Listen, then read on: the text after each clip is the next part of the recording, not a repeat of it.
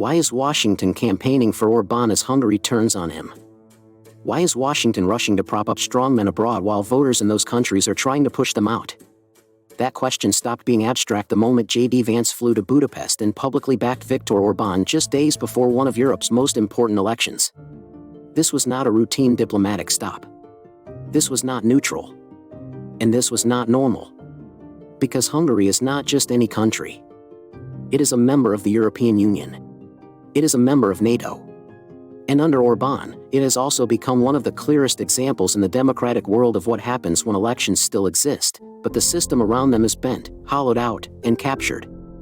And that is what makes this moment so revealing. Washington did not just meet Orbán. Washington chose him.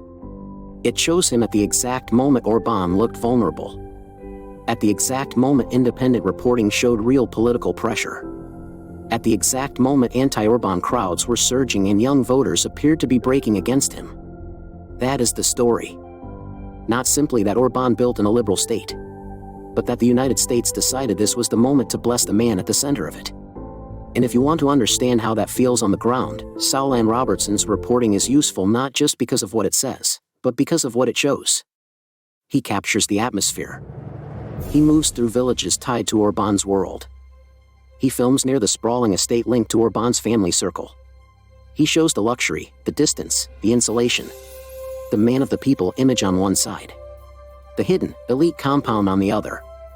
Then he enters Orbán's home village universe. The giant stadium, the so-called train to nowhere, the strange infrastructure, the landscape of wealth and favoritism that critics say tells you exactly how this system works.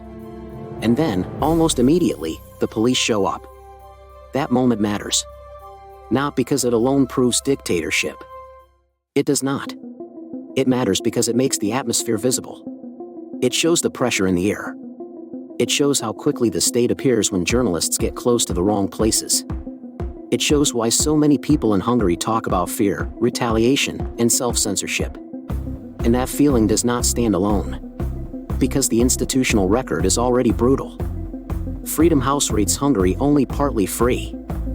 The European Parliament has said Hungary should be regarded as a hybrid regime of electoral autocracy. Election monitors have warned that the line between the ruling party and the state has been badly eroded. Press freedom groups have documented how Orbán's allies captured more and more of the media space. So when people use words like authoritarian, illiberal, or democracy backslider, those are not just partisan insults. Those labels come from institutions looking at how the state actually functions. That is the hard armor around this story. And now put that next to Vance's visit. If Washington had said, Hungary is an ally and we will work with whoever wins, that would be one thing. But that is not what happened.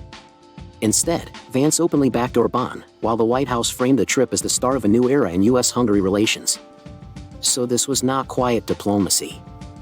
This was endorsement with benefits attached. And that is why this lands so badly. Because many Hungarians are not asking for a foreign patron to rescue Orbán. They are trying to decide whether they have had enough of him. They are looking at corruption. At captured institutions. At media distortion. At closeness to Moscow. At arrogance, patronage, and decay. And then Washington arrives and says, back him again. That is the real scandal. Not just that Orbán built this system, but that a powerful democracy chose to legitimize it, even while many of Orbán's own people appeared desperate to move beyond it. On election day, Hungary chooses. But the world has already seen what Washington chose. Big Dave here. Fascism dies when the world is watching, and Canada is watching, Net is watching, right alongside the world. I've invested thousands of my own dollars, thousands of hours, and nearly 1,000 videos trying to build something that matters.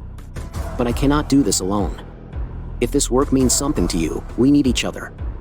Big hugs, Big Dave.